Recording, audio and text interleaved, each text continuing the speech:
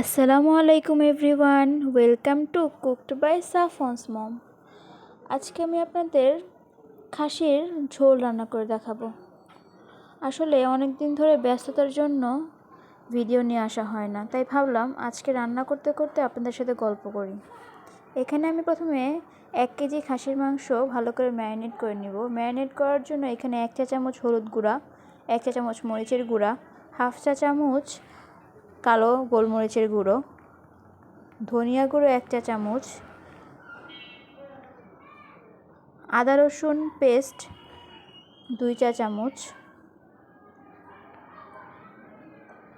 এখানে আমি কাঁচামরিচ ব্লেন্ডার করে নিয়েছি। কাঁচামরিচ বেটে নিয়ে এখানে 2 চা চামচ ব্যবহার করছি।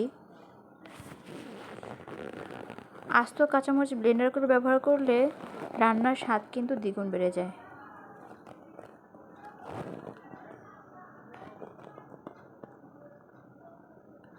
এখানে আমি টক দই দিয়ে দিব 3 টেবিল চামচের মতো।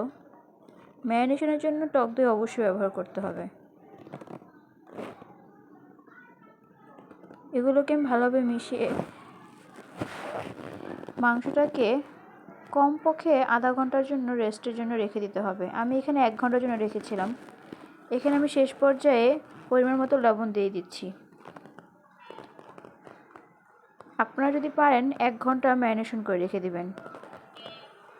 ম্যারিনেশনটা বেশিক্ষণ করে রেখে দিলে রান্নার স্বাদ আরও বেড়ে যায়। ম্যারিনেশন করে রেখে দিয়ে আমি আমার রান্নার প্রসেসে চলে যাব। এখানে আমি সরিষার তেল নিয়ে নিয়েছি। সরিষার তেলের মধ্যে এখন যে নতুন আলুগুলো বের হয়েছে, শীতের আলু, সেগুলো আমি হালকা ভেজে নিব এবং ভাজার জন্য এখানে আমি কিছু গুঁড়া মশলাও ব্যবহার করব। গুঁড়া মশলা হিসেবে এখানে আমি সামান্য পরিমাণ 1/2 চা চামচের মতো হলুদ, 1/2 চা চামচ মরিচ এবং সামান্য পরিমাণ লবণ ব্যবহার করব। এটা শুধুমাত্র আলুর মধ্যে একটা কালার আসার জন্য এবং এই পর্যায়ে যাতে আলুটা 80% বা 50% কুক হয়ে যায়, এই জন্য আমি এই পর্যায়ে আলুগুলো ভেজে নিচ্ছি।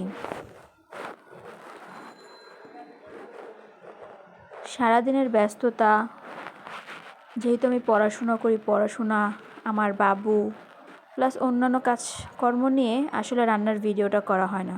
ভিডিও করা হলেও ভিডিওটা আপলোড দেওয়া হয় না। এরপর এখানে আমি তেজপাতা দিয়ে দিচ্ছি।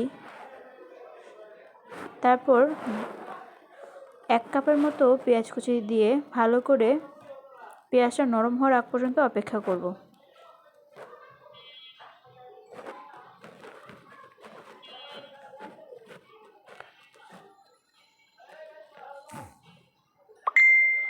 এখানে আমি পেঁয়াজটার মধ্যে সামান্য পরিমাণ লবণ ব্যবহার করছি, যাতে পেঁয়াজটা দ্রুত গলে যায়।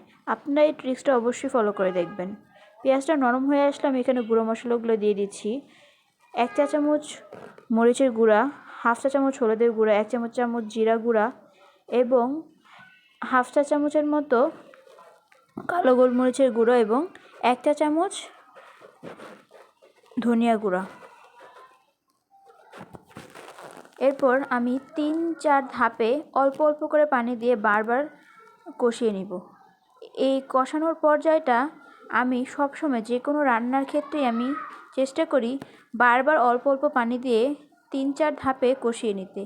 এক্ষেত্রে কি হয়, রান্নার স্বাদটা কিন্তু অনেক বেড়ে যায়। এক্ষেত্রে মশলার যে একটা কাঁচা গন্ধ তো থাকেই না, রান্নার মনে হয় কি অন্য একটা ফ্লেভার অ্যাড হয়।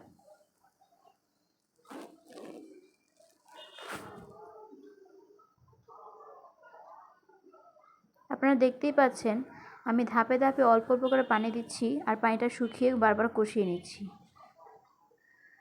কষানোর সময়টা তাড়াহুড়া করলেই কিন্তু রান্নার মধ্যে আর স্বাদ থাকে না। আপনারা অনেক ক্ষেত্রে বাইরে খাওয়া দাওয়ার সময় খেয়াল করবেন অনেকের রান্নার ক্ষেত্রে কিন্তু মশলার একটা গন্ধ আসে। তারা কি করে, কষানোর সময় ভালোভাবে পেঁয়াজ আর মশলাগুলো কষিয়ে নেয় না। এখন আমি এখানে একটা টমেটোর পেস্ট করে নিয়ে সেই পেস্টটা ব্যবহার করছি। এখানে আমি বড় সাইজের একটা টমেটো নিয়েছিলাম। আপনাদের কাছে যদি ছোটো সাইজের টমেটো থাকে, সেক্ষেত্রে আপনারা 2টা নিয়ে নেবেন। এখন আমি টমেটোর কাঁচা গন্ধটা না যাওয়া পর্যন্ত আবার কষিয়ে নিব।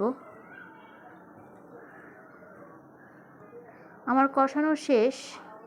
এখন আমি আগে থেকে ম্যারিনেট করা প্রায় 1 ঘন্টার মতো আমি রেখে দিয়েছিলাম। আগে থেকে ম্যারিনেট করা খাসির মাংসটা আমি এখন এখানে দিয়ে দিব।